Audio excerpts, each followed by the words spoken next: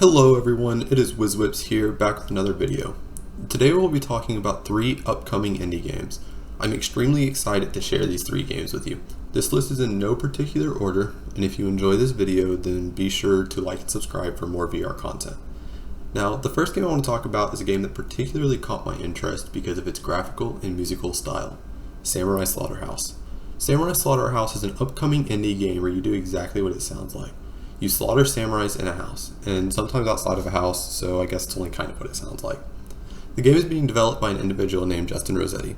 This is their first attempt to make a commercial game, but he has a background in art and music, and he has worked on small games as a hobby. Just to highlight the art and music in this game, I'm going to give you all a couple of minutes to just enjoy this gameplay footage.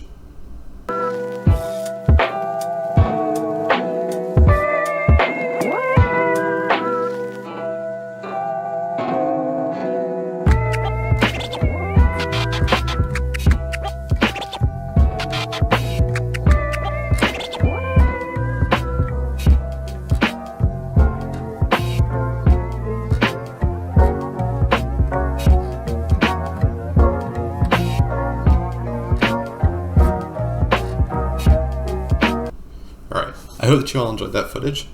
Now let's move on to the rest of the video. Justin said he got the inspiration for this game from reading manga, particularly Shonen Jump as a kid. He sent me a free demo, but I've had some trouble getting OBS to record it. I'm going to be releasing a video sometime around next Wednesday, diving into this game a little bit deeper, and hopefully I'll be able to record some of it by then.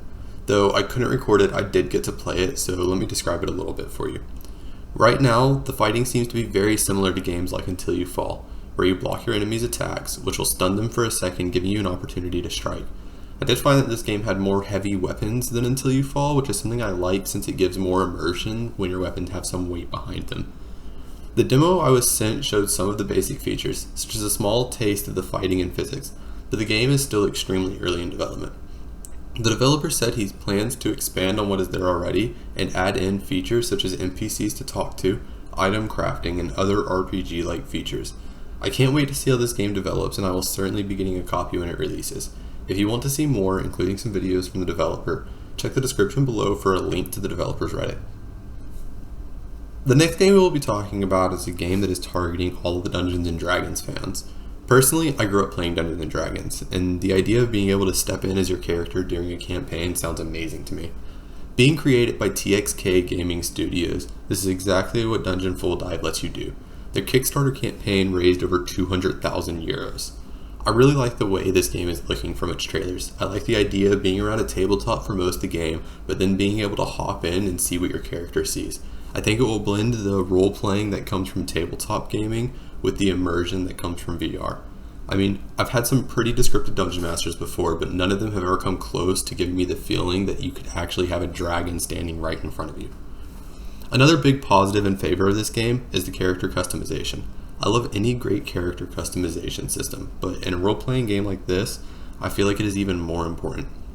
Being able to customize your character in depth can really allow somebody to step in and become the character they want to be, which is what games like Dungeons & Dragons are meant for, and I think that Dungeon Full Dive has plenty of options.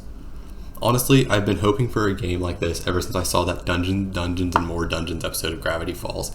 I loved watching that episode as a kid and thinking about how awesome it would be to be able to do that in real life, and thanks to VR and Dungeon Full Dive, I will be able to soon. If this game also looks exciting to you, then you can check out their Discord link below.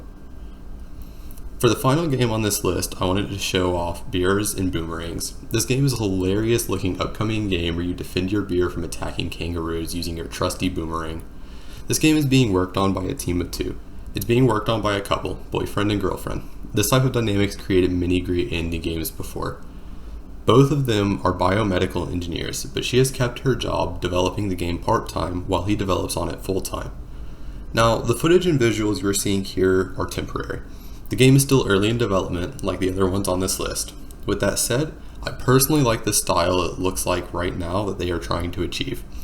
The devs also mentioned that the plan is to have a bunch of enemies, all of them Australian animals, with 1 to 3 boss fights.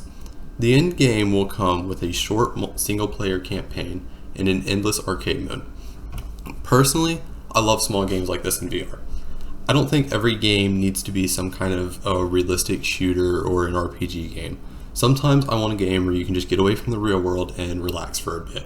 And I can't think of a better way to do that than by throwing some boomerangs at some kangaroos.